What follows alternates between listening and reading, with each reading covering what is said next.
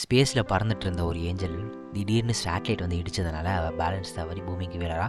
பூமியில் இருக்க ஒரு ஸ்விம்மிங் பூலில் விழறா. ஸ்விம்மிங் பூலில் விழுந்த சத்தத்தினால பக்கத்தில் இருக்க ஒரு பையன் ஜிம்மின்றவன் எழுந்துச்சிக்கிறான். எழுந்துச்சு வெளியே வந்து பார்க்கும்போது ஒரு பொண்ணு வந்து தண்ணியில் மிதந்துட்டு இருக்கிறத பார்க்குறான்.